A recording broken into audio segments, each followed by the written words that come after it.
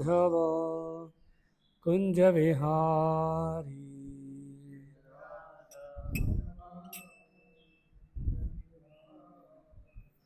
जय राधा माधव कुंज विहारी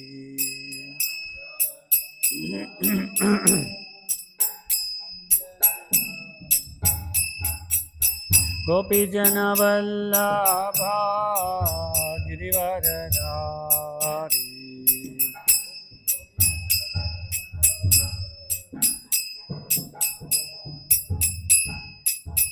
गोपी जन वल्लभा गिरिवरधारी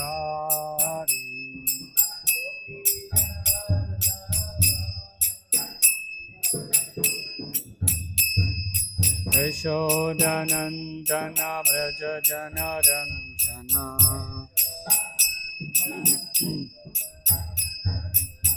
यशोदानंदन व्रज जन रंजन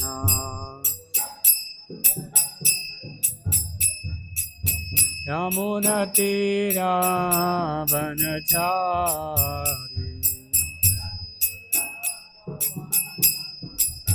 यमुना तीरा वनचारी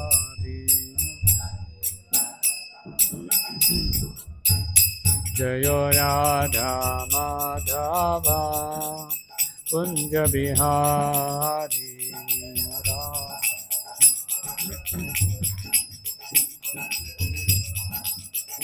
जय राधा माधव कुंज बिहारी राधा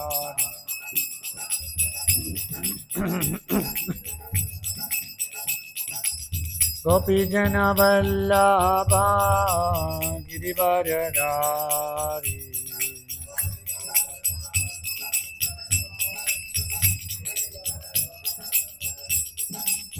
गोपी जन वल्लभा गिरिवरधारी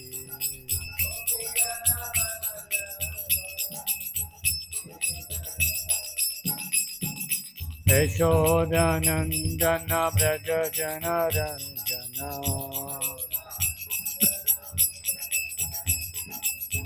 यशोदानंदन व्रज जन रंजन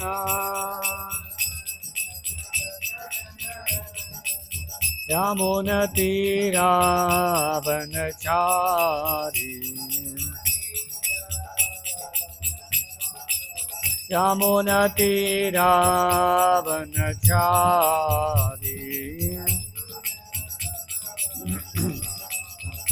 जय राधा माधव कुंज बिहारी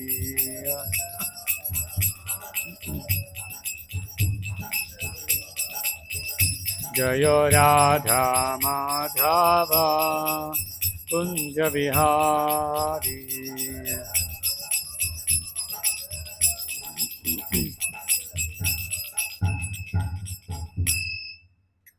जय विष्णुपाद परमहंस परिव्राजकाचार्य अष्टोत्तर शत श्रीमद अभय चरणारविंद भक्ति वेदांत स्वामी श्रील प्रभुपाद की ग्रंथराज श्रीमद्भागवतम की जय।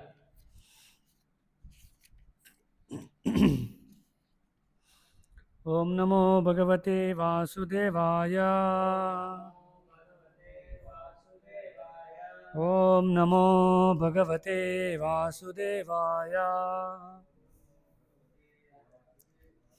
ओम नमो भगवते वासुदेवाय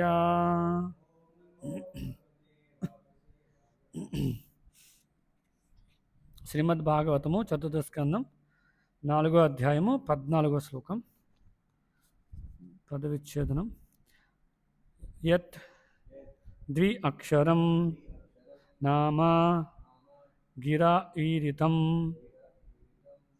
నృణాం సకృత్ ప్రసంగాత్ అఘం ఆశు హంతి తత్ పవిత్ర కీర్తిం తం అలంఘ్య శాసనం భవాన్ అహో ద్వేష్టి శివం శివ ఇతరః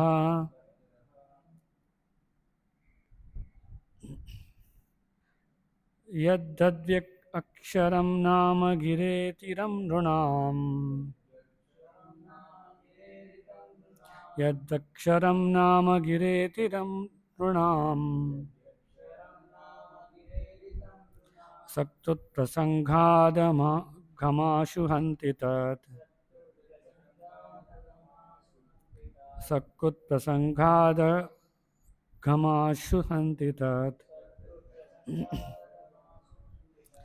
పవిత్రకీర్తిం తమలంఘ్య శాసనం పవిత్రకీర్తిం తమలంఘ్య శాసనం భవానహో ద్వేష్టి శివం శివేతరః భవానహో ద్వేష్టి శివం శివేతరః యద్వక్షరం నామ గిరేరితం నృణాం సత్సంగాదఘమాశు హంతి తత్ పవిత్రకీర్తిం తమలంఘ్య శాసనం భవానహో ద్వేష్టి శివం శివేతరః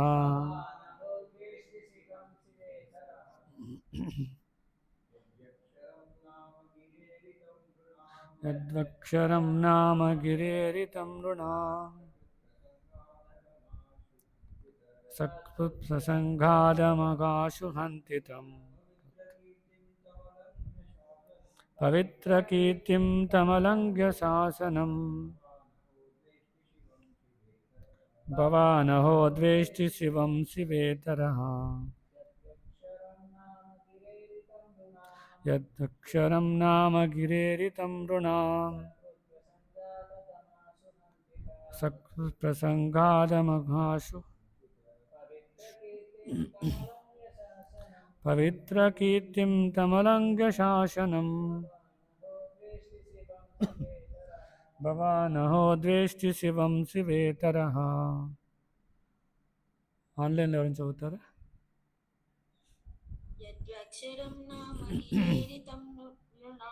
యద్వక్షరం నామ గిరేరితం నృణాం సకృత్ప్రసంగాదఘమాశు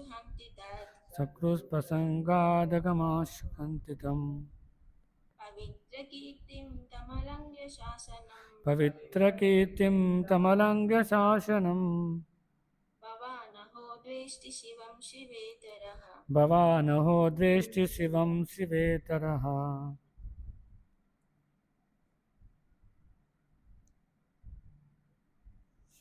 ప్రతిపదార్థములు యత్ ఏ ద్వి అక్షరం రెండు అక్షరములు కలిగిన నామ నామము గిరా ఈరితం ఉచ్చరించినంతనే నృణాం మానవులు సకృత్ ఒక్కమారు ప్రసంగాత్ హృదయము నుండి అఘం పాపములు ఆశు వెంటనే హంతి నశింపచేయును తత్ ఆ పవిత్ర కీర్తిం విశుద్ధ యశము కలవాడు తం అతనిని అలంఘ్య శాసనం యవ్వాని ఆజ్ఞ ఉల్లంఘింపరానిదో భవాన్ నీవు అహో అహో ద్వేష్టి ద్వేషింతువు శివం పరమశివుని శివ ఇతర అమంగళ స్వరూపుడు.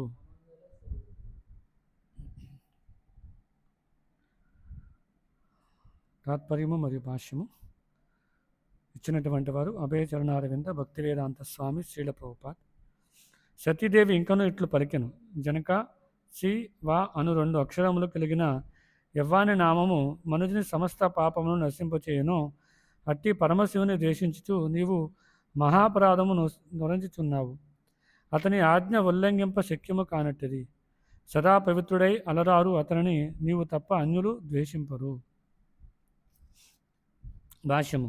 భౌతిక జగమునందలి సమస్త జీవులలో శివుడు మహాత్ముడైనందున అతని నామము దేహాత్మభావన కలిగిన వారులకు పరమ మంగళకరమైనది. అట్టి వారు శివుని ఆశ్రయించినచో తాము దేహము కాక ఆత్మస్వరూపులమని క్రమముగా తెలుసుకొనగలరు. శివ అనగా మంగళము అని భావం. దేహమునందలి ఆత్మ మంగళమైనది. అహం బ్రహ్మాస్మి, నేను బ్రహ్మస్వరూపుడను అను అనుభూతియే మంగళకరం. తాను ఆత్మస్వరూపుడని అనుభూతి చెందనంత వరకు మనుజుని కర్మలనియు అమంగళకరము కాగలవు. శివ అనగా మంగళమయము కనుక శివభక్తులు క్రమముగా ఆధ్యాత్మిక భావన స్థితికి అరుదెంతురు. కానీ అంతటితో సరిపోదు. ఆధ్యాత్మిక అనుభూతితో మంగళమయ జీవనం ఆరంభమైనప్పటికీ ఇంకనూ కొన్ని బాధ్యతలు ఉండగలవు. అదే మనుషుడు తమను పరమాత్మతో గల సంబంధం నెరుగుట. ఎవరైనా నిజముగా శివభక్తుడైనచో ఆధ్యాత్మిక అనుభూతి స్థితికి నిక్కముగా చేరగలడు. కానీ అతడు తెలివిగలవాడు కానిచో ఆత్మస్వరూపుడనడి భావమును మాత్రమే అనగా అహం బ్రహ్మాస్మి కలిగి ఉండి అచట నిలిచిపోవును. ఒకవేళ అతడు తెలివిగలవాడైనచో శివుని మార్గమును అవలంబింపవలను. శివుడు ఎల్లప్పుడూ వాసుదేవుని చింతమునందే లగ్నమై ఉండును. గతమునందు వివరించినట్లు సత్వం విశుద్ధం వసుదేవ శబ్దితం. పరమశివుడు ఎల్లవేళలా వాసుదేవుని అనగా శ్రీకృష్ణుని పాదపద్మమున జ్ఞానమునందే నెలకొని ఉండును. అనగా విష్ణువును ఆరాధించినప్పుడే శివుని మంగళమయ స్థితిని మనుజుడు అనుభూతమనర్చుకొనగలడు. ఏలైనా విష్ణువు యొక్క ఆరాధనమే సర్వోత్కృష్ట ఆరాధనమని శివుడు శివపురాణం నందు పలికెను. గొప్ప విష్ణు భక్తుడు కనుకనే శివుడును ఆరాధింపబడును. కానీ శివుడు విష్ణువు ఒకే స్థాయిలో ఉన్నవారని మాత్రము పొరపాటు పడరాదు. అది సైతము నాస్తిక భావనయే. నారాయణుడు దేవదేవుడు అనియు బ్రహ్మరుద్రాదులను సైతము అనగా ఇక ఇతర దేవతలను గూర్చి తెలుపడం ఏమున్నది? బ్రహ్మరుద్రాదులు సైతము అతనితో సరిపోల్చరాదని వైష్ణవీయ పురాణమునందు తెలుపబడినది. ఓం అజ్ఞానతిమిరాంధస్య జ్ఞానాంజనశలాకయ చక్షుర్మిలితం येन తస్మై శ్రీ గురవే నమః. వందేహం శ్రీగురో శ్రీయుతాపదకమలం శ్రీగురూన్ వైష్ణవాం చ శ్రీరూపం సాగ్రజాతం సహగణ రఘునాథాన్వితం తం సజీవం సాద్వైతం సావధూతం పరిజన సహితం కృష్ణ చైతన్యదేవం శ్రీరాధాకృష్ణపాదాన్ సహగణ లలిత శ్రీ విశాఖాన్వితాం చ నమవం విష్ణుపాదాయ కృష్ణ ప్రేష్ఠాయ భూతలే శ్రీమతే భక్తి వికాస స్వామినితి నామనే. నమవం విష్ణుపాదాయ కృష్ణ ప్రేష్ఠాయ భూతలే శ్రీమతే భక్తి వేదాంత స్వామినితి నామనే. నమస్తే సారస్వతే దేవే గౌరవాణి ప్రచారిణి నిర్విశేష శూన్యవాది పాశ్చాత్య దేశతారిణి. జయ శ్రీకృష్ణ చైతన్య ప్రభు నిత్యానంద శ్రీ అద్వైత గదాధర శ్రీవాసాది గౌరభక్తి బృంద. హరే కృష్ణ కృష్ణ కృష్ణ హరే హరే హరే రామ రామ రామ హరే హరే.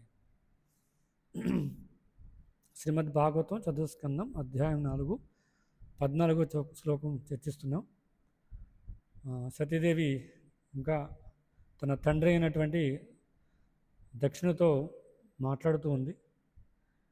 అది కొనసాగిస్తూ ఉంది. ఇంకా ఇక్కడ ఈ శ్లోకంలో ఏం చెప్తుంది? నువ్వు మహాపరాధం చేస్తున్నావు కదా. ఏం చెప్తున్నావు చూడండి ఇక్కడ. పరమశివుని ద్వేషిస్తూ నువ్వు మహాపరాధం అనుభవిస్తున్నావు అని చెప్తున్నారు కదా. ఎందుకంటే మరి పరమశివుడు ఎవరు అంటే ఇక్కడ చెప్తున్నారు సి వా అను 2 అక్షరములు కలిగిన యవ్వాని నామము మనుషుని సమస్త పాపమును నశింపచేయను. అట్టి పరమశివుని నువ్వు ద్వేషిస్తూ మహాపరాధం చేస్తున్నావు అని చెప్తున్నారు అన్నమాట కదా. ఇక్కడ అదే ఈ శ్లోకంలో చూసినట్లయితే చెప్తున్నారు యత్ ద్వి అక్షరం అంటే 2 అక్షరములు కలిగిన నామము గిరా ఇరీతం ఉచ్చరించినంతనే నృణాం ఎవరు మనుషులు మానవులు ఎవరైతే ఉన్నారో వాళ్ళు ద్వి అక్షరం అంటే 2 అక్షరాలు కలిగిన పదము శివ అనేదైతే ఉందో అది ఉచ్చరించినంతనే వాళ్ళు ప్రసంగాత్ హృదయం నుండి పాపములు సర్వపాపములు ఏవైతే ఉన్నాయో హంతి అంటే నశింప చేయును అని చెప్తున్నారు. అంటే శివుడి యొక్క ఉన్నతమైన లక్షణం ఏంటంటే ఎవరైతే భగవంతుడి యొక్క ఆ శివుడి యొక్క నామాన్ని జపిస్తున్నారో వాళ్ళ యొక్క పాపాలన్నీ కూడా నశింప చేస్తాడు. కాబట్టి శివుడు సదా పవిత్రుడు అని చెప్తున్నారు కదా. అదే ఇక చివరిలో కూడా చెప్తున్నారు ఏంటి, సతీదేవి చెప్తుంది ఆయన ఆ ఆజ్ఞ ఎవరు కూడా ఉల్లంఘించరాదు. చివరిలో అదేగా చెప్తుంది చూడండి. సదా పవిత్రుడైన వారు అతని ఆజ్ఞని ఉల్లంఘింప శక్యం కానట్టుది. కాబట్టి శివుడి యొక్క ఆజ్ఞ ఎప్పటికీ కూడా ఉల్లంఘించ శక్యం కానట్టని చెప్తుంది. సతీదేవి ముందు మరి ఆజ్ఞను ఉల్లంఘించింది కదా. ముందు శివుడు చెప్తున్నాడు నువ్వు అక్కడికి వెళ్ళొద్దు అని, కానీ సతీదేవి మాట వినకుండా ఉల్లంఘించి అక్కడికి వెళ్ళింది. కాబట్టి ఇప్పుడు ఆమె ఏం చేస్తుంది, ఆమె రియలైజ్ అవుతుంది అనమాట కదా. అది ఉల్లంఘించరాదు. ఉల్లంఘిస్తే ఏమవుతుందో తను చూసింది. కానీ ఇక్కడ దక్షుడి పరిస్థితి ఏంటంటే ఆయన ఇంకా అలాగే ఉన్నాడు. ఆయన ఇంకా సాక్షాత్కారం పొందలేదు. ఇంకా ఎన్నో పరిస్థితులు చూశాడు. శివుడి యొక్క గొప్పతనాన్ని ఆయన విన్నాడు. ఇప్పుడు సాక్షాత్తుగా తన పుత్రిక అయినటువంటి సతీదేవి ద్వారా వింటున్నాడు. అయినా కూడా ఆమె ఎక్కడ ఆయన దక్షుడు ఎక్కడా కూడా ఇంకా సాక్షాత్కారం పొందలేదు, రిలీజ్ అవ్వలేదన్నమాట. కానీ సతీదేవి సాక్షాత్కారం పొందింది కాబట్టి తండ్రికి చెప్తుంది అనమాట, శివుడి యొక్క గొప్పతనం చాలా ఉన్నతమైంది. ఆయన ఎవరైతే ఆయన యొక్క నామాన్ని జపిస్తున్నారో వాళ్ళందరూ కూడా ఆయన యొక్క పాపాలన్నీ కూడా పోతాయి. అంత పవిత్రమైనటువంటి వ్యక్తిని నువ్వు దూషిస్తున్నావు, నువ్వు అపరాధం చేస్తున్నావు. కాబట్టి ఆయన యొక్క ఆజ్ఞ ఏదైతే ఉందో దాన్ని ఉల్లంఘించరాదు. నేను ఉల్లంఘించి తప్పు చేశాను కాబట్టి నువ్వు చేయొద్దు అని దక్షుడు ఇంకా రిలీజ్ అయినట్టు కనిపించలేదు. అయితే పూర్వం మనం చూసాం, ఇదే స్కందంలో 2వ అధ్యాయంలో చూసినట్లయితే 4వ స్కందం 2వ అధ్యాయం 14వ శ్లోకంలో చూసినట్లయితే అక్కడ దక్షుడు చెప్తున్నాడు కదా, ఏమని దూషిస్తున్నాడు అప్పుడు శివుని కదా, ఏమని చెప్తున్నాడు అక్కడ, శివోపదేశో హశివో అని చెప్తున్నాడు. అంటే నువ్వు పేరుకు మాత్రమే పవిత్రమైనటువంటి వాడు, కానీ నువ్వు అపవిత్రమైన, అన్ని విధాలా కూడా నువ్వు అపవిత్రమైనటువంటి చెప్పి సూచిస్తున్నావు అనమాట. అది అప్పటి నుంచి కొనసాగుతూనే ఉంది. ఆ యజ్ఞానికి ఆహ్వానించాడు, వచ్చాడు, మర్యాద ఇవ్వలేదు, ఎన్నో విధాలుగా శివుని దూషించాడు. మళ్ళీ యజ్ఞం చేయడానికి ముందుకు వచ్చాడు, అప్పుడు కూడా ఇంకా అది కొనసాగుతూనే ఉందన్నమాట. ఇక్కడ దక్షుడు రిలీజ్ అయినట్టుగా అక్కడ కనిపించట్లేదు. అక్కడ చెప్తున్నాడు అక్కడ శివోపదేశం, నువ్వు నామమాత్రానికే పవిత్రమైనటువంటి వాడు, కానీ మిగతా అన్ని విషయాలు కూడా అపవిత్రుడు అని చెప్తున్నాడు కదా. ఎన్ని విషయాలు దూషిస్తున్నాడు, నువ్వు శ్మశానంలో ఉంటావు, బూడిద రాసుకుంటావు, ఇలా ఎన్నో దూషిస్తూ ఉన్నాడు అన్నమాట. కానీ ఇక్కడ సతీదేవి మాతో చెప్తుంది, శివ అంటే పవిత్రమైనటువంటి వాడు, ఎవరైతే ఆయన నామాన్ని చూపిస్తున్నారో వాళ్ళు పవిత్రం అవుతారని చెప్తున్నారు అనమాట. మరి ఇది ఎలా వచ్చిందంటే మళ్ళీ ప్రభుపాదులు చెప్తున్నారు, అక్కడ భాషలో చూసినట్టు చెప్తున్నారు, సత్వం విశుద్ధం వసుదేవ శబ్దితం అని చెప్తున్నారు. మరి ఎలా వచ్చిందంట, శివుడు ఎల్లవేళలా వాసుదేవుని యొక్క పాదపద్మాలే ఎంతో ధ్యానం చేయడం వల్ల వచ్చిందట. మరి ఆ పవిత్రీకరణ ఇవ్వగలిగే శక్తి, ఆయన పవిత్రం అవుతూనే మిగతా వాళ్ళ జనులందరినీ కూడా, ఎవరైతే పాపాత్ములు ఉన్నారో వాళ్ళందరినీ కూడా పవిత్రీకరణ చేయగలిగే శక్తి ఎలా వచ్చిందట, అదే ఇక్కడ చెప్తున్నారు, ప్రభుపాదులు చెప్తున్నారు, సత్వం విశుద్ధం వసుదేవ శబ్దితం. అంటే శివుడు ఎప్పుడూ కూడా ఎల్లవేళలా ప్రతి సెకను ఆయన భగవంతుడి యొక్క పాదపద్మం ముందు ధ్యానం చేయడం వల్ల అది వచ్చింది అని చెప్తున్నారు. కాబట్టి అటువంటి వ్యక్తిని ఎవరూ ద్వేషించరు కదా. అలా పవిత్రీకరణ చెందుతూ ఇతరులని పవిత్రీకరణ చెందించే స్థాయిలో ఉన్న వ్యక్తిని ఎవరూ ద్వేషింపరు, ఒక్క నువ్వు మాత్రం తప్ప. ఎందుకు, నువ్వు అసూయతో ఉన్నావు, శివుడి పట్ల అసూయతో ఉన్నావు, కాబట్టి నువ్వు అలాంటి శివుడిని నువ్వు మాత్రమే ద్వేషిస్తావు అని చెప్తున్నావు కదా. అందుకే చివరిలో చెప్తున్నారు కదా, సదా పవిత్రులైన వారు అలరారు, అతనిని నీవు తప్ప అన్యులు ద్వేషింపరు. కాబట్టి ఎప్పుడూ పవిత్రంగా ఉన్నటువంటి శివుణ్ణి నువ్వు తప్ప ఇంకెవరూ కూడా ద్వేషించలేరు కదా. కాబట్టి ఇక్కడ చూడొచ్చు, శివుని పేరు ఎవరైతే చెప్తారో వాళ్ళు ఖచ్చితంగా పవిత్రం అవుతారు. కానీ భాష్యంలో ప్రభుపాదులు చెప్తున్నారు, మరి ఆ పవిత్రీకరణ అంటే ఏంటి, అంటే శివుడు చేసే పవిత్రీకరణ ఏ స్థాయిలో ఉంటుందనేది ప్రభుపాదులు మనకు చాలా బాగా వివరించారు అన్నమాట భాష్యంలో కదా. ఏం చెప్తున్నారు, ఎవరైతే సాధారణంగా దేహాత్మ బుద్ధితో ఉంటారో వాళ్ళు శివుణ్ణి కీర్తిస్తుంటారు. అలా కీర్తించడం ద్వారా వాళ్ళు శరీర స్థాయి నుంచి ఆత్మస్థాయికి వస్తారు. అంతవరకు భగవంతుడు పవిత్రీకరణ చేయగలుగుతాడు, శివుడు పవిత్రీకరణ చేయగలుగుతాడని చెప్తారు కదా. ఎందుకంటే మనం పూర్వ యుగాలలో చూసినట్లయితే, ఈ వైదిక విధానంలో చూసినట్లయితే విష్ణునామాన్ని, భగవంతుడి యొక్క నామాన్ని జపించాలి అంటే కొంచెం అర్హత కావాలి. కానీ ఆ పూర్వయుగంలో ఎవరైతే ఈ పరంపర ద్వారా ఒకరు దీక్షితులు అవుతున్నారో, ఆ దీక్షలైనటువంటి వాళ్ళు మాత్రమే ఈ భగవంతుడి యొక్క నామాన్ని, విష్ణునామాన్ని కీర్తిస్తూ ఉండేవారు.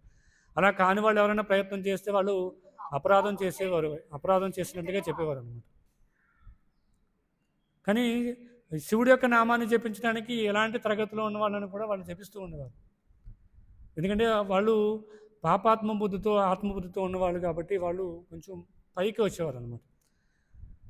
కానీ అలా కాకుండా ఒక పరంపర విధానంలో దీక్ష తీసుకోకుండా వాళ్ళు నామాన్ని జపించడానికి ప్రయత్నం చేస్తే వాళ్ళు అపరాధం చేసేవాళ్ళు, ఎందుకంటే వాళ్ళకి సరైన అవగాహన ఉండదు. కానీ ఇప్పుడు కలియుగం కాబట్టి జనులు అలాంటి అర్హత లేకపోవడం వల్ల, ముందస్తు అర్హత ఏమీ లేకపోవడం వల్ల చైతన్య మహాప్రభు ఏం చేశారు, ఇలాంటి అవకాశం ఇచ్చారన్నమాట. కాబట్టి ఎవరైనా భగవంతుడి యొక్క నామాన్ని జపించినట్లయితే వాళ్ళు పవిత్రీకరణ అవుతారు. వాళ్ళు ఏ స్థాయిలో ఉన్నట్టు కూడా కదా, స్వపచోగర్యాన్ అని చెప్తారు కదా, యజ్జిహాగ్రేణ అమతుభ్యం అహోబత్ స్వపచోగర్యాన్. కుక్క మాంసం తినే కుటుంబంలో పుట్టినటువంటి వ్యక్తి అయినా కూడా భగవంతుడి యొక్క నామాన్ని జపించినట్లయితే ఆయన పవిత్రం అవుతాడని చెప్తున్నారు. అది కలియుగంలో ఉండే జనుల యొక్క లక్షణాలను దృష్టిలో పెట్టుకుని ఆచార్యులు భగవంతుడి యొక్క అవతారమైనటువంటి చైతన్య మహాప్రభు అవకాశం అందరికీ ఇచ్చారన్నమాట. దీంట్లో తారతమ్యాలు లేవు, కానీ పూర్వం అట్లా ఉండేది కాదు. కాబట్టి అలాంటి సాధారణ జనులు ఎవరైతే పూర్తిగా దేహాత్మ బుద్ధితో ఉండి ఏ విధమైన పరంపరలో లేకుండా ఆధ్యాత్మిక చింతన లేకుండా ఎవరైతే ఉంటారో వాళ్ళు ఎవరైతే ఉన్నారో వాళ్ళకి శివుడి యొక్క నామాన్ని కీర్తించడానికి అవకాశం ఇవ్వబడింది అన్నమాట. ఆ విధంగా అడ్వైజ్ చేశారు ఆ సమయంలో.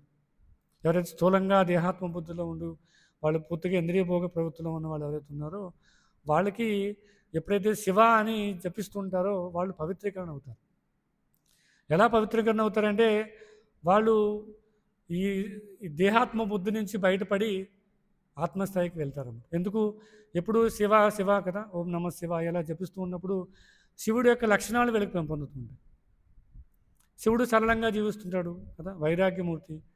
ఇవన్నీ వాళ్ళు కూడా పెంపొందుతూ ఏమవుతుంది, ఇది శరీరం కాదు ఆత్మ అనే స్థాయికి వెళ్తారన్నమాట కదా. కానీ ఇక్కడ శివుడి యొక్క పరిస్థితి చూస్తే ఎవరైతే ఎక్కువ స్థాయిలో ఉన్నతమైన స్థాయిలో కృష్ణ చైతన్యంలో ఉంటారో వాళ్ళు ఎంత స్థాయిలో ఉంటారో అంత స్థాయిలో వాళ్ళు జీవులను ఉద్ధరిస్తుంటారు అన్నమాట కదా.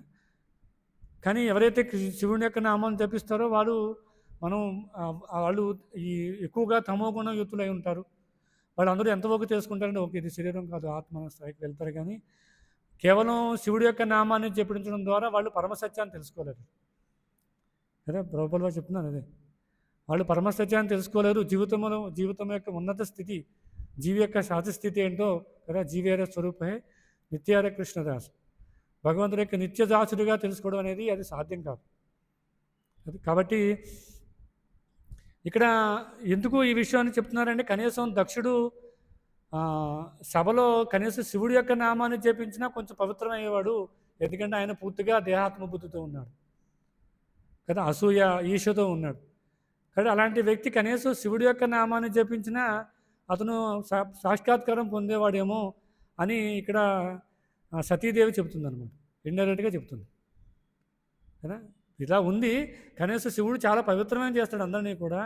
కానీ నువ్వు దేహాత్మ బుద్ధితో ఉన్న వ్యక్తివి కాబట్టి కనీసం నువ్వు శివుడి యొక్క నామాన్ని, నా భర్త అయినటువంటి శివుడి యొక్క నామాన్ని జపిస్తున్నట్లయితే నువ్వు కనీసం సాక్షాత్కారం పొందేవాడు. నేను పవిత్రమయ్యాను కాబట్టి నువ్వు కూడా అలా పవిత్రమయ్యేవాడు అని చెప్తున్నాను. కాబట్టి ఇది ఎవరికి? దక్షుడి స్థాయిలో ఉన్నటువంటి వ్యక్తులకు మాత్రమే. ఎందుకంటే మనం చూడొచ్చు శాస్త్రంలో రకరకాల జనులు రకరకాల దేవతలకి శరణాగతి పొందడం మనం చూస్తున్నాం కదా. భగవద్గీతలో కృష్ణుడు చెప్తున్నాడు కదా, కామైస్తే తీర్థజ్ఞాన ప్రపద్యంతి అని దేవత. రకరకాల భౌతికమైన కోరికలను తీర్చుకోవడం కోసం జనులు రకరకాల దేవతలని కీర్తిస్తుంటారు కదా. కానీ అందరి దేవతలలో కూడా ప్రత్యేకమైన వ్యక్తి ఎవరంటే శివుడు కదా. ఎందుకంటే ఎవరైతే శివుడి దగ్గరికి వస్తారో వాళ్ళు తెలుసుకుంటారు ఇది శరీరం కాదు ఆత్మ అనే స్థాయికి వస్తారు. మిగతా అంతా కూడా అది సాధ్యం కాదు. ఎందుకు? మిగతా దేవతలందరూ కూడా దేవతను కీర్తిస్తుంటే వాళ్ళు ఒక వరాలు తీరుస్తుంటారు. ఆ వరాలను తీర్చుకోవడం ద్వారా వాళ్ళు ఆనందాన్ని పొందుతుంటారు. మళ్ళీ దుఃఖాలు వస్తుంటాయి, మళ్ళీ కోరికలు పెరుగుతుంటాయి, మళ్ళీ వరాన్ని అడుగుతుంటారు, మళ్ళీ దేవతను కీర్తిస్తుంటారు, దేవతారాధన చేస్తుంటారు. ఇది కొనసాగుతూ ఉంటుంది అన్నమాట. ఈ ప్రక్రియ ఎప్పుడు కొనసాగుతుంది, దీనికి అంతం అనేది లేదు. కానీ ఒక మెట్టు పైకి వెళ్ళి ఎవరైతే శివుడిని కీర్తిస్తూ మొదలు పెడతారో వాళ్ళు ఒక స్థాయి పైకి వెళ్తారన్నమాట. ఏంటి? ఇది శరీరం కాదు ఆత్మ అనే విషయాన్ని తెలుసుకుంటారన్నమాట. అందుకే ప్రభుపాదులు చెప్తున్నారు ఇది కూడా సరిపోదట. ఏది ఒక వ్యక్తి బ్రహ్మాస్మి అహం బ్రహ్మాస్మి అని తెలుసుకోవడం కూడా సరిపోదని చెప్తున్నారు. కానీ ఆధ్యాత్మికంగా పురోగతి సాధించాలంటే ఒక వ్యక్తి మొట్టమొదటిగా తెలుసుకోవాల్సిన విషయం ఏంటంటే అహం బ్రహ్మాస్మి అంటే నేను శరీరం కాదు ఆత్మ అనేది కదా. ఆధ్యాత్మిక పురోగతిలో మొట్టమొదటి మెట్టు ఏంటంటే నేను శరీరం కాదు ఆత్మ అని తెలుసుకోవడం. అందుకే భగవద్గీతలో కృష్ణుడు చూడండి మొదటి 2 అధ్యాయాలు ఆత్మబోధ చేస్తాడు కృష్ణుడికి కదా. ఒక వ్యక్తి ఆత్మస్థాయికి వస్తే అప్పుడు అర్థమవుతుంది ఆత్మ యొక్క ధర్మం ఏంటనేది. అందుకే మొదటి 2 అధ్యాయాల్లో కృష్ణుడు అర్జునుడికి ఆత్మబోధ చేస్తుంటాడు. ఆత్మ యొక్క లక్షణాలు ఏంటి కదా, శరీరం కాదు ఆత్మ అని తెలుసుకోవడం, ఇలాంటి విషయాలని చెప్తారు. తర్వాత మిగతా విషయాలు వస్తాయి. కదా. రకరకాల జ్ఞాన విధానాలు, అష్టాంగ విధానం, కర్మయోగం, అన్ని రకాల వివరణలు ఇస్తుంటారు అన్నమాట.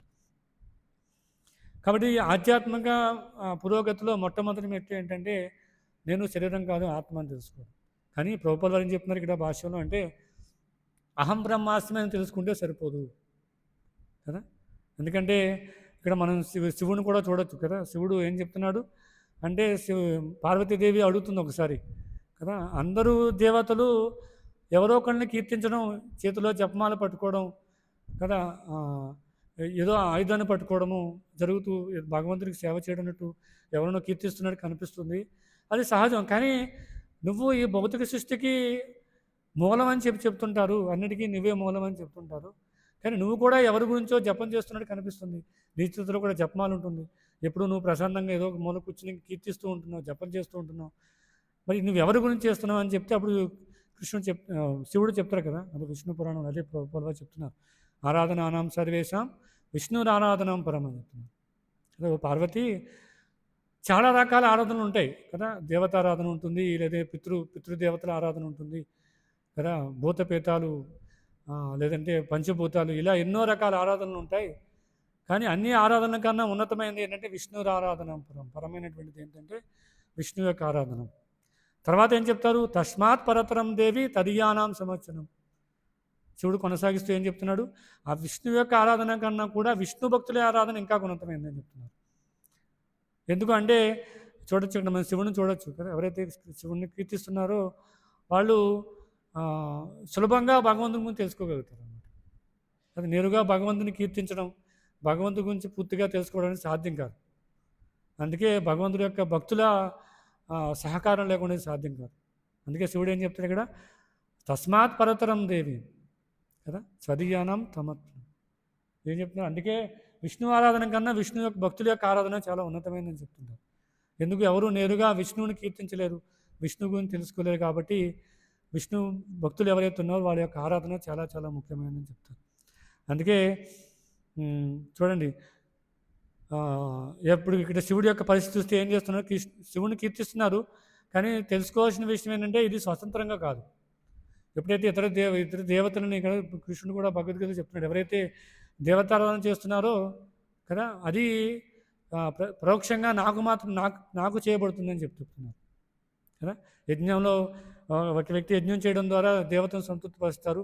యజ్ఞంలో రకరకాల అవిషులు సమర్పిస్తుంటారు. కానీ అవన్నీ కూడా పరోక్షంగా నాకే చెందుతున్నాయని చెప్తున్నారు కదా. కాబట్టి ఎప్పుడైతే ఒక వ్యక్తి యజ్ఞం చేస్తాడో అవిషులు అర్పిస్తారో అవన్నీ కూడా దేవతలకు అర్పిస్తుంటారు, రకరకాల దేవతలకి. అవన్నీ కూడా దేవతలు ఏం చేస్తారు, అవి తీసుకెళ్ళి విష్ణువుకి అర్పిస్తారు అన్నమాట. ఆ విష్ణువు ఏం చేస్తారు, భగవత్ ప్రసాదంగా మళ్ళీ తిరిగి దేవతల ద్వారా ఎవరైతే యజ్ఞం చేస్తున్నారో అక్కడ ఉన్న ప్రజలందరికీ కూడా విష్ణు ప్రసాదంగా అవన్నీ అందరికీ ఇస్తుంటారు అన్నమాట. కాబట్టి ఇక్కడ శివుడు చేసే పని ఏంటంటే ఒకవేళ ఎవరైనా శివుని కీర్తిస్తున్నారు అంటే అది స్వతంత్రంగా కాదని అర్థం చేసుకోవాలి. ఎందుకంటే శివుడిని కీర్తించే వాళ్ళు అది పరోక్షంగా ఎవరిని కీర్తిస్తున్నారు, భగవంతుని కీర్తిస్తున్నారు. ఎందుకు, శివుడు దాన్ని స్వీకరించడు కదా. ఇప్పుడు చూడండి, ఎవరైనా పెద్దవాళ్ళకి ఆచార్యులకి గురువులకి ప్రణామం చేస్తున్నారు అనుకోండి, వాళ్ళు చెప్తుంటారు కదా, పరమ పూజ్య శ్రీ భక్తి వికాస్ మహారాజ్ చెప్తుంటారు, వ్యాస పూజ సమయంలో చెప్తుంటారు, ఎవరైతే మీరు ఏవైతే నాకు ఇస్తున్నారో అవన్నీ కూడా నా ద్వారా నా గురువు ద్వారా భగవంతుడికి చేరుతాయి. నేరుగా ఎవరు దీన్ని స్వీకరించడానికి కుదరదు అని చెప్తున్నారు కదా. అందుకే ఎవరైనా ప్రణామం చేస్తే ఏం చెప్తాం, గురువు యొక్క మంత్రాన్ని ఉచ్చరిస్తాం కదా, నమో విష్ణుపాదాయ కృష్ణ ప్రేష్టాయ భూతులే శ్రీమతే భక్తి వికాస స్వామి తినామని. అంటే అది మనం స్వీకరించట్లేదు, మనం గురువుకి ట్రాన్స్ఫర్ చేస్తున్నాం. ఆ గురువు ఏం చేస్తారో ఆ పై గురువుకి దాన్ని పంపుతుంటారు, అలా భగవంతుడి వరకు చేరుతుంది అనమాట. కాబట్టి ఇక్కడ శివుడిని ఎవరైతే కీర్తిస్తున్నారో అది శివుడికి తెలుసు, తర్వాత శాస్త్రాలను కూడా ఉందన్నమాట. దాన్ని స్వతంత్రంగా తీసుకోకూడదు కదా. కొంతమంది ఏం చేస్తారు, ఎందుకంటే చూడవచ్చు శివుడు ఒక సాంప్రదాయానికి మూలం కదా, రుద్ర సాంప్రదాయానికి మూలం బ్రహ్మ, లక్ష్మీదేవి, ఇలా చూడవచ్చు. వీళ్ళెవరూ కూడా స్వతంత్రుడు కాదు. భగవంతుడి యొక్క శక్తి ద్వారా, భగవంతుడి యొక్క జ్ఞానం ద్వారా వీళ్ళు భగవంతుని తెలుసుకోవడం కోసం సాంప్రదాయాన్ని ఇచ్చారు. కానీ ఇక్కడ శివుడు ఒక సాంప్రదాయానికి మూలం. ఆయన ఎప్పుడైనా శివుని కీర్తిస్తే వాళ్ళు ఏం చేస్తారు, ఆ సాంప్రదాయాల పరంపరలో భాగంగా వాళ్ళు భగవంతుడికి చేస్తారు. ఇక్కడ ఆ విధంగా ప్రతిఫలం వస్తుందన్నమాట కదా. అందుకే ఇక్కడ ఇక్కడ ఏం చెప్తున్నారు, ఎవరైతే పాపాత్ములు ఉన్నారో, ఎవరైతే పూర్తిగా దేహాత్మ బుద్ధుల్లో ఉన్నారో వాళ్ళందరినీ కూడా శివుడు ఉద్ధరిస్తాడు. ఎలా ఉద్ధరిస్తాడంటే, కానీ ఎవరైతే పూర్వం నానుడి ఏంటంటే, ఎవరైతే కాశీ వెళ్ళి ప్రయాగ అలాంటి ప్రదేశాలకు వెళ్ళి శరీరాన్ని త్యజిస్తారో వాళ్ళు ముక్తి సాధిస్తారనేది ఒక ప్రతీతి అనమాట. మరి ఎలా సాధిస్తున్నారంటే, సాధారణంగా అవగాహన చాలామందికి ఏంటంటే, అక్కడ శివుడు ఉంటాడు, శివుడు సమక్షంలో కనుక మనం శరీరాన్ని వదిలేస్తే మనం ఉద్ధరించబడతాం, శివుడు మనల్ని ఉద్ధరిస్తాడని చెప్తున్నారు. కానీ శాస్త్రోక్తంగా శాస్త్రపరంగా చూసినట్టయితే అది ఎలా ఉంటుంది అంటే, శివుడు నేరుగా శక్తి లేదు ముక్తినివ్వడానికి కదా. ఎందుకంటే ముక్తినిచ్చేది ఎవరు? ముకుందుడు, భగవంతుడు కృష్ణుడు మాత్రమే, విష్ణువు మాత్రమే ముక్తినివ్వగలరు. కాబట్టి ఆ విషయం శివుడు కూడా తెలుసు. కాబట్టి ఏం చేస్తాడు, ఎవరైతే అక్కడ శరీరాన్ని ధరిస్తున్నారో వాళ్ళు అందరూ శివులోకి వెళ్ళి శివుడు రామనామాన్ని చూపిస్తుంటాడు అనమాట. కాబట్టి ఆ రామనామం వినడం ద్వారా ఆ వ్యక్తి పవిత్రం అవుతాడు. కాబట్టి ఆ విధంగా అవుతుంది. అందుకే ప్రభుపాదులు ఏం చెప్తారంటే, ఇక్కడ అహం బ్రహ్మాస్మి, నేను ఆత్మను అని తెలుసుకుంటే సరిపోదు. కొంతమంది దీన్ని ఎలా స్వీకరిస్తారంటే, శివోహం శివోహం శివోహం అంటూ వాళ్ళు నేను కూడా శివుడిని అనే స్థాయికి దిగజారిపోతారు అనమాట కదా. అది అంత ఉన్నతమైనటువంటిది కాదు. ఎందుకు చూడండి, మనం చాలామంది మాయావాది సన్యాసులు ఇలా మనం చూసినట్టయితే వాళ్ళు ఏం చేస్తారు, ఆధ్యాత్మిక సాధన అనే పేరుతో వాళ్ళు హిమాలయాలకు వెళ్ళి తపస్సు చేస్తుంటారు. దేనిపైన తపస్సు చేస్తారంటే, వాళ్ళు ఆత్మపైన తపస్సు చేస్తుంటారు. పరమాత్మ విషయం తెలియదు. ఆత్మపైన తపస్సు చేస్తూ శివుడి మీద వాళ్ళ దృష్టిని కేంద్రీకరించి శివోహం శివోహం శివోహం కదా, ఓం నమ శివాయ ఇలాంటి మంత్రాలు జపిస్తూ వాళ్ళు అలా చాలా కాలం హిమాలయంలో తపస్సు చేస్తూ కొంతకాలానికి సాక్షాత్కారం పొందుతారు. ఏమని? ఓ నేను కూడా శివుడిని, నేను కూడా శివుడిని అని చెప్తారు కదా, శివోహం నేను కూడా శివుడిని అని చెప్పి ఆ విధమైన దానికి వచ్చేస్తుంటారు అన్నమాట. అలా వచ్చి ఏం చేస్తారు, ఎప్పుడైతే ఆ తపస్సు అయిపోతుందో కొంతకాలం హిమాలయాల్లో జీవిస్తూ కొంతకాలం తర్వాత వచ్చేస్తారో వాళ్ళ యొక్క జీవనం ఎలా ఉంటుంది అంటే, వాళ్ళు ఏం చేస్తారు, ఓ నేను కూడా భగవంతుని అయిపోయాను. కాబట్టి ఏం చేస్తారు, వాళ్ళు వచ్చి మద్యపానం స్వీకరించడం కదా, తంబాకు ఇలా గుట్కాలు ఇలాంటివి అన్నీ స్వీకరించడం మనం చూస్తున్నాం. ఎందుకు? శివుడు చేశాడు కాబట్టి నేను కూడా శివుడిని అయిపోయాను, కాబట్టి నేను కూడా అది చేయొచ్చు. ప్రభుపాదులు ఒక భాషలో చెప్తుంటారు అన్నమాట. అలా చెప్పే వ్యక్తి ఎవరైతే ఉన్నారో వాళ్ళు విషయాన్ని స్వీకరించండి. ఇలా మద్యపానము, గుట్కాలు, పొగాకు ఇలాంటివి చేయడం ఎందుకు? శివుడు నేరుగా విషాన్ని స్వీకరించాడు కదా, విషాన్ని కంఠంలో పెట్టుకున్నాడు, నీలకంఠుడు అంటారు శివుడిని. మరి అలా మీరు కూడా చేయొచ్చు కదా అని చెప్తే అది సాధ్యం కాదు. కాబట్టి అక్కడ వాళ్ళ యొక్క ఆలోచన ఏంటంటే, ఎవరైతే శివుడి మీద తపస్సు చేస్తారో వాళ్ళందరూ కూడా శివుడు అయిపోతారు, శివైక్యం అయిపోతారు, శివుడిలా మారిపోతారు అని చెప్తున్నారు. కాబట్టి చాలా ప్రమాదం.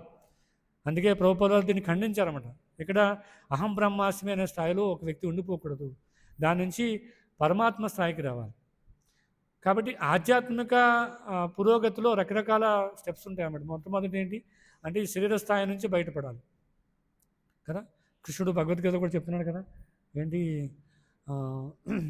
ఇంద్రియాని పరన్యాహు ఇంద్రియభ్యో పరం మనసష్టాని, తర్వాత మనసస్తు పరాబుద్ధి యో బుద్ధే పరసస్తు సహా కదా.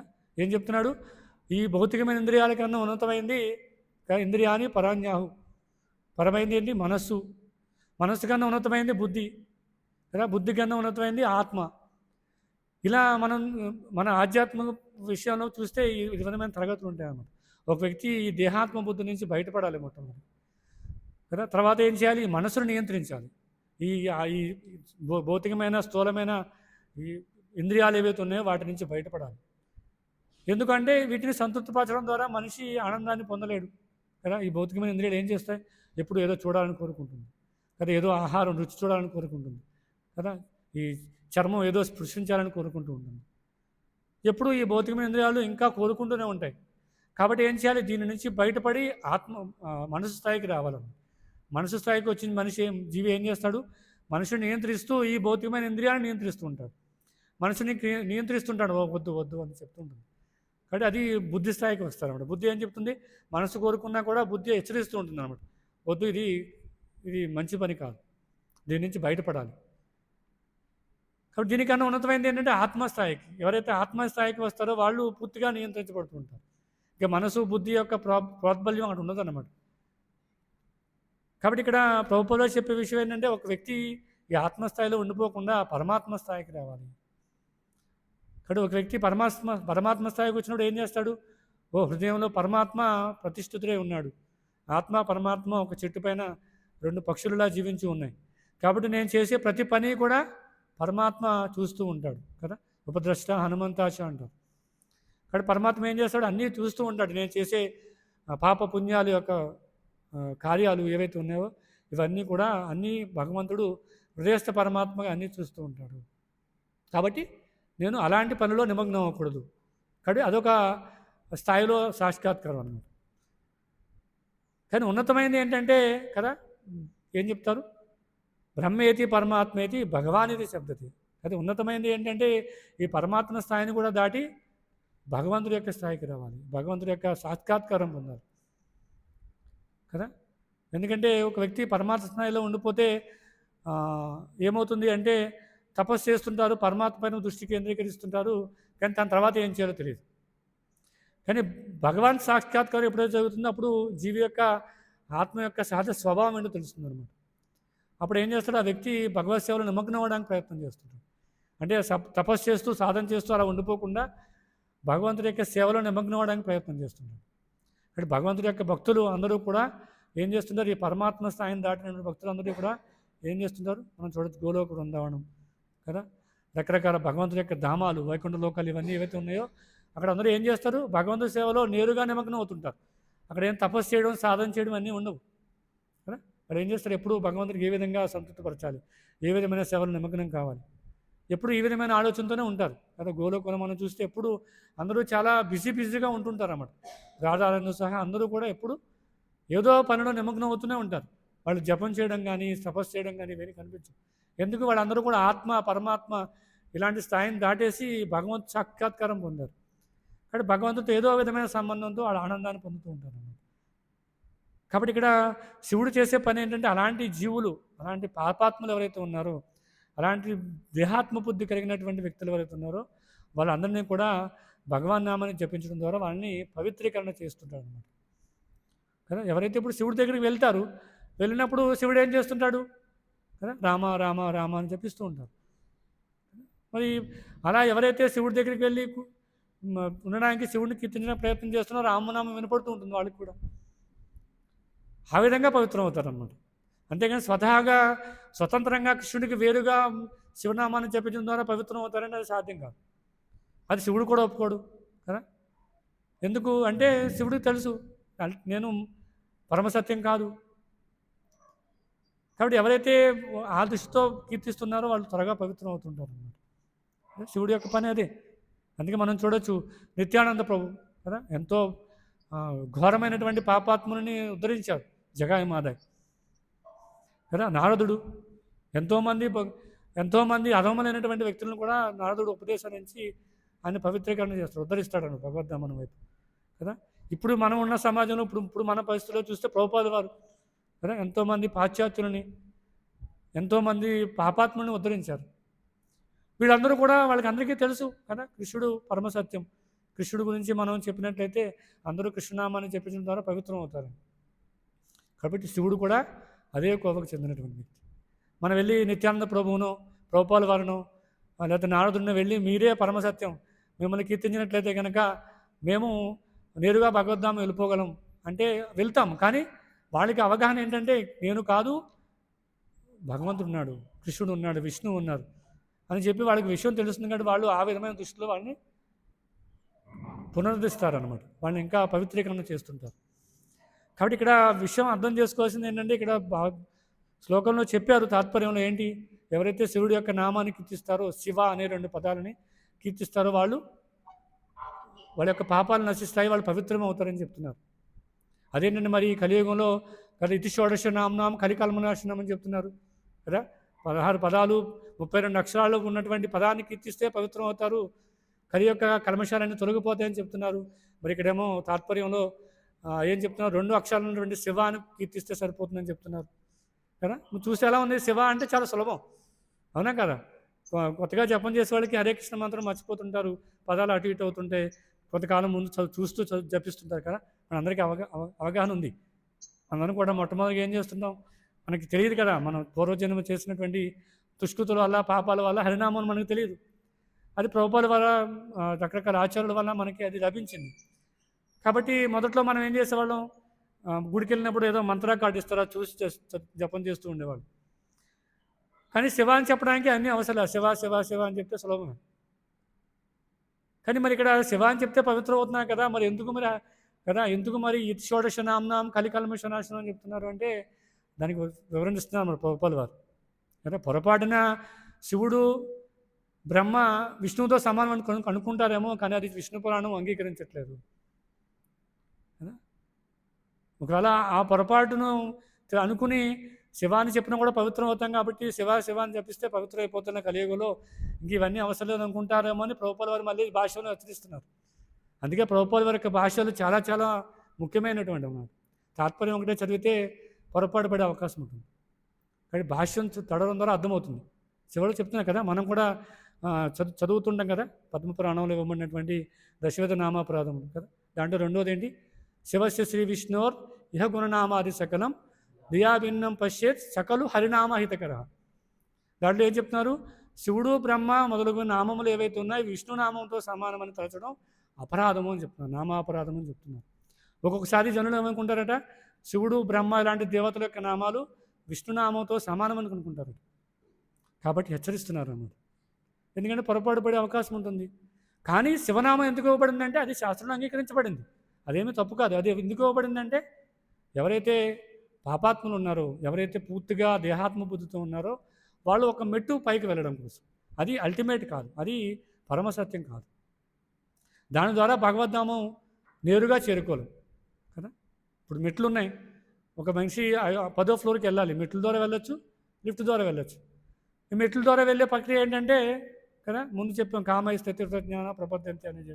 ఒక వ్యక్తి భౌతికమైన కోరికలు తీర్చుకుంటూ రకరకాల దేవతలను సంతృప్తిపరుచుకుంటూ అలా ఎన్నో జీవితాలు ఎన్నో జన్మలు పొందుతూ అలా ఒక స్థాయికి వస్తాడు.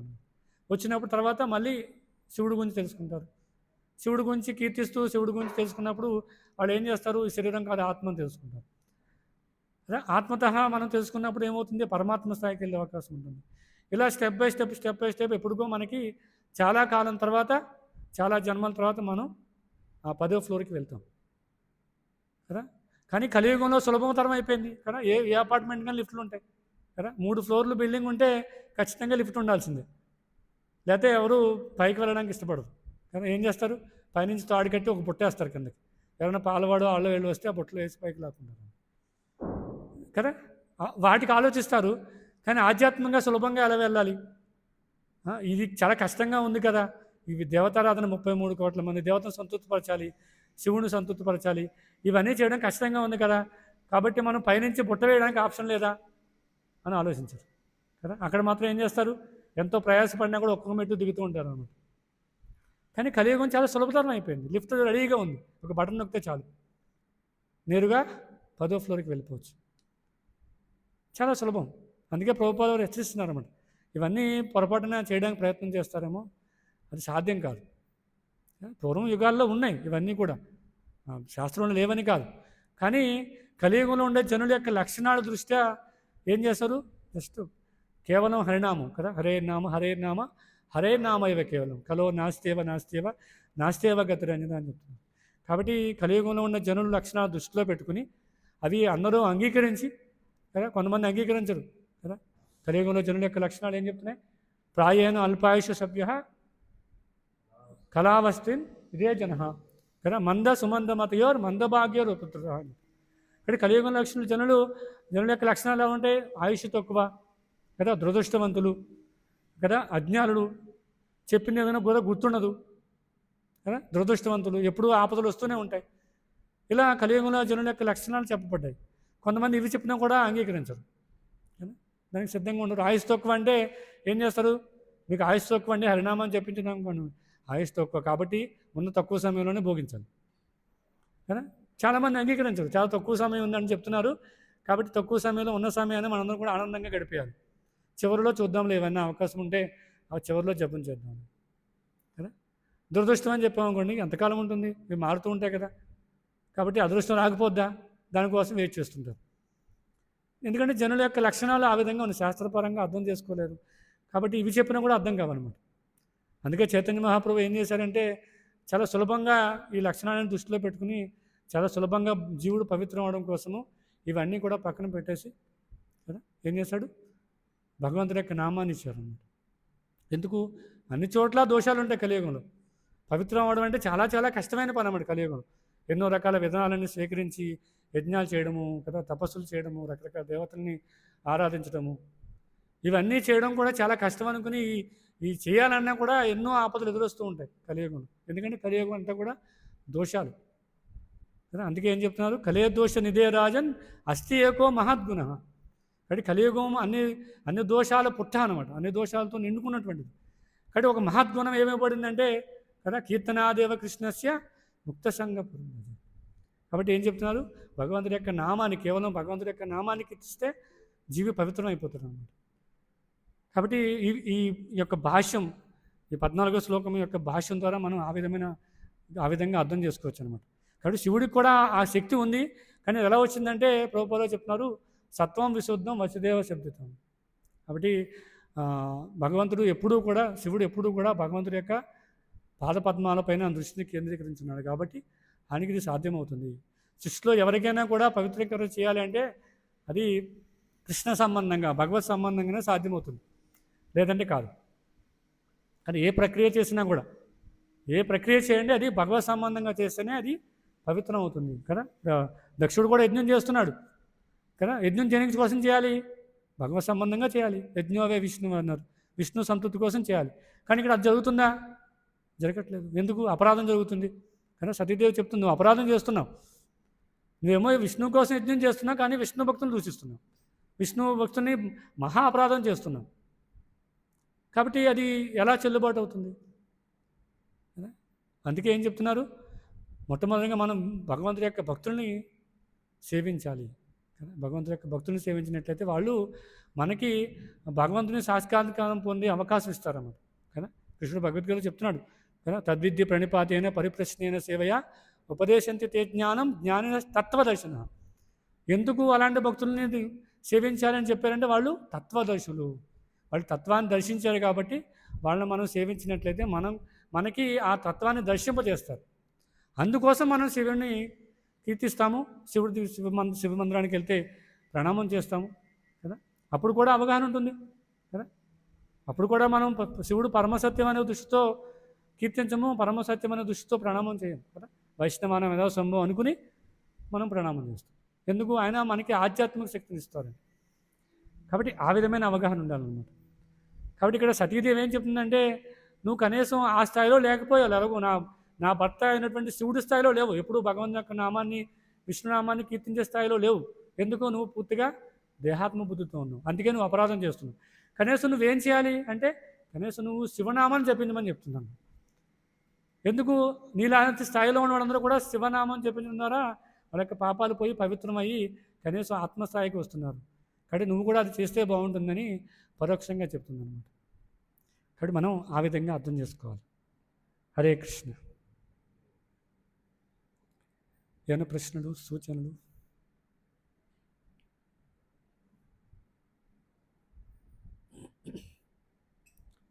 ఆన్లైన్లో ఎవరికైనా ప్రశ్నలు ఉన్నాయా?